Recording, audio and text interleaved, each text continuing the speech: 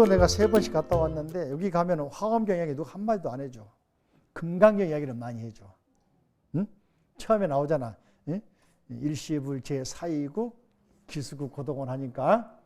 근데 화엄경은 금강경도 마찬가지겠죠. 거기 실제로 거기 살았는 일은 없겠지만은 반야공사는 살았겠지만은 화엄경 무대가 아니라서 그런 게 아니라 이 사람들이 이제 화엄경을 몰라서 그러는 거야.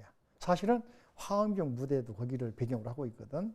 그래서 이제 부처님이 모여가지고 선정에 들어서 이제 삼매 들어있을 때 수많은 보살 대중이 수천 명이 모이고 기본 드디어 화엄경에 처음으로 이때 누가 모이냐면은 사리불, 목건년, 가전년, 마하가섭 소위 성문지자들이 있죠. 처음 그때 모여. 화엄경은 처음 거기에 10대 제자 신유성이 나타납니다. 1200제자 나타납니다. 근데 역할을 못해. 뭐라고 하냐면은 법계 용기, 진리의 말씀을 하니까 깨달음의 내용을 말하니까 성문은 아직 못 깨달았어. 응? 그지? 쉽게 말하면은 응? 정주영 씨가 한 말 있잖아요. 무슨 말하면 못 알아듣고 어떻게 합니까? 그러면 해봤냐고 물어보잖아. 그지? 경험 안 해봤기 때문에 몰라. 응? 그죠? 우리 시가 있잖아요. 응? 너 늙어봤냐? 나 젊어봤다 그러잖아. 그지? 그런 말 있어 없어? 어? 이게 젊은 사람은 아직 늙은 사람 마음을 몰라. 안 해봤으니까 몰라. 어? 그런 것처럼 깨달음을 얻지 못한 성문 영각들은 깨달음의 세계를 말하는 법계를 알고서 모르겠어. 그래서 나중에 이제 보겠지만은 화엄학자들은 그걸 뭐라냐? 뭡니까? 나중에 여기서 나와가지고 복숭 쪽에서 문수보살이 이제 하는데 지자들은 성문 지자들은 그 법문을 그 삼매의 내용을 이해도 못하고 도저히 못해서 기가 막혀버리고 눈이 감겨져 버리고 소위 말해 어려운 수학 문제 풀면 다 좋을 거 아니에요? 쉽게 말하면 그지? 미분적분 강의하면 알아듣는 사람 계세요? 전화 풀지 모르지 그죠? 뭐라 하냐? 누구는 읊어라 나는 뭐 한다 하면서 그런 식으로 성문들은 이해를 못하는 거야. 깨닫지를 못했기 때문에. 그래서 이 화엄경은 성문 영각들을 위한 법문이 아니고 깨달음에 들어간 법계에 들어간 보살이나 최상승의 마음을 낸 사람을 위한 법문이다 말하는 거지. 근데 쭉 들어봤지만은 성문 영각도 다 이해할 수 있는 내용들이지 그죠? 바꿔 말하면은 이해됩니까? 그래서 이제 부처님께서 서다른 극권에 대장엄 중각당에 계셨는데 그때 사자민 삼매 들어가가지고 이제 법문을 삼매 들어있는데 법문한 게 아닙니다. 근데 이제 그 내용을 갖다가 338쪽 보시면은 그죠? 입법개품 가운데 보시면 338페이지 서두는 법회의 장엄함으로부터 시작된다. 부처님께서 대장엄 중각 강당에서 보현보살 무소를 상수 가장 우두머리를 해가지고 500의 보살 성문 함께 계실 때 삼매에 들었다. 무슨 삼매? 사자, 빈신 삼매. 아까 말씀드린 사자가 사냥할 때 움츠리고 있다가 짬뽕하는 모습이야. 가장 용맹스러운, 가장 활기찬 모습. 정신이 바짝 든 모습. 그죠? 또 그 다음에 이제 보면 삼매가 뭐 수천 가지가 나와. 백천삼매가 나와. 등장인물도 많이 나오고 천신들도 나오고 그러는데, 자, 뭐 조금만 더. 그때 이제 시방세계에서 수많은 보살들이 모여와서 부처님 찬탄하고, 그때 보현보살은 이제 양미간에서, 방광도 하고 막 그럽니다. 그죠? 여기서 이제 보현보살은 10가지 법으로서 43매를 설명했다가 아니고, 여기 조금 이 내용을 바꿉니다. 그죠? 보현보살은 열의 경계, 부처님의 경계는 어떻게 생겼는가? 부처님의 세계는 어디까지가 부처님 경계인가? 부처님의 세계는 어딘가에 대해서 경계에 대해서 10가지 법의 글귀로 표현을 합니다. 그 내용이 바로 경에 나와 있는 거죠. 무엇이 열인가 나와 있죠. 열의 경계에 대해서, 열의 지혜 경계, 깨달은 경계에 대해서 10가지 법의 글귀, 진리의 글귀로 보현보살이 설명을 합니다. 누가? 보현보살이. 사자빈삼매에 들어있는 부처님의 모습 보면서 저 모습은 부처님의 지혜의 경계로서 이러이러한 경계다라고 설명하는 거예요.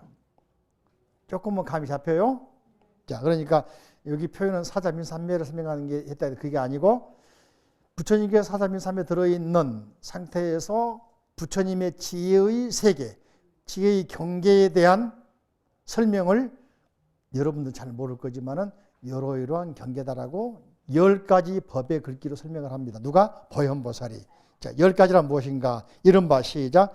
법계와 같은 모든 부처 세계의 티끌 속에서 부처님이 나시는 차례와 세계가 이루어지고 무너지는 차례를 나타내는 법의 글귀를 연설하며 허공계와 같은 모든 부처 세계에서 오는 세월이 끝나도록 부처의 열애의 공덕을 찬탄하는 음성을 나타내는 법의 글귀를 연설하며 허공계와 같은 모든 부처 세계에서 열애가 나시며 한량 없고 그지없는 바른 깨달음을 이루는 문을 나타내는 법의 글귀를 연설하며 허공계와 같은 모든 부처 세계에서 부처님은 도량의 보살들이 모인 가운데 앉으셨음을 나타내는 법의 글귀를 연설하며 모든 털구멍에 잠깐마다 삼세 부처님의 변화한 몸을 나타내는 법계에 들어가 가득한 법의 글귀를 연설하며 한 몸이 시방의 모든 세계 바다에 가득한데 평등히 나타나게 하는 법의 글귀를 연설하며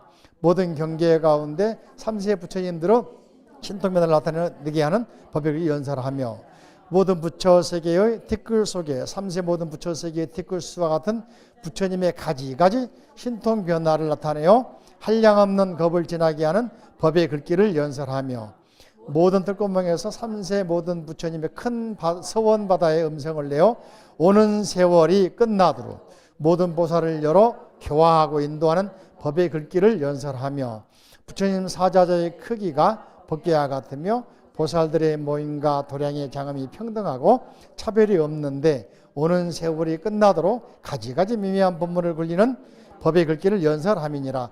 그러니까 사자빈인 삼매에 들어가 있는 모습을 설명하면서 그 세계는 그냥 단순한 삼매에 들어있는 게 아니라 그 속에서 부처님 지혜의 경계를 열어보고 있는 것이다.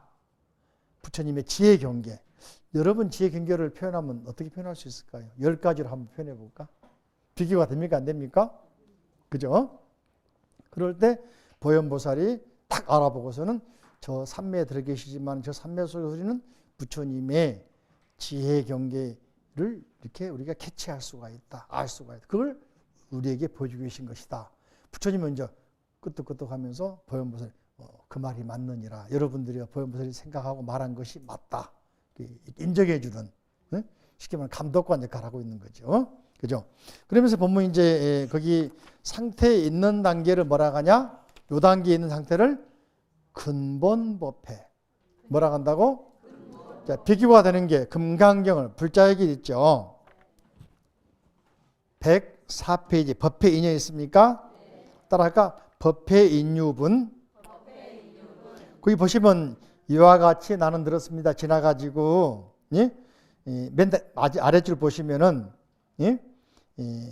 자리를 펴고 앉으셨습니다. 있습니까? 한자로는 부자이좌, 부자. 이부자리에 부자 있죠? 펼치고 부좌, 자리를 펼치고 이좌 앉으셨다. 요게 근본법회야.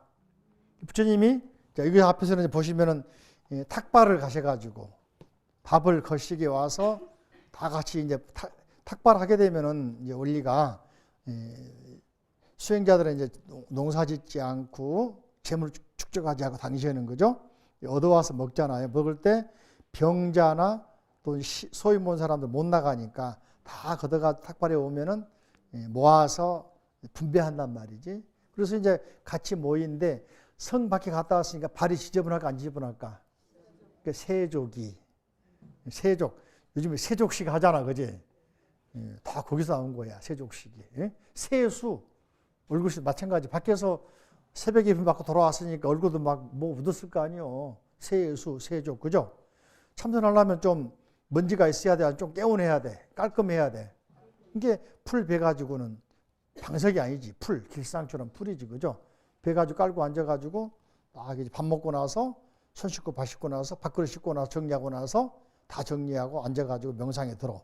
이 단계가 부좌, 이자. 좌는 자리란 말이고 좌는 앉단 말이고 부좌.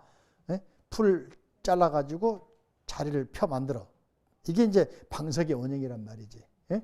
그리고 이 자, 드디어 그리고서 앉았다. 명상에 들었다. 이 장면이 바로 아까 빈신산매에 들었다.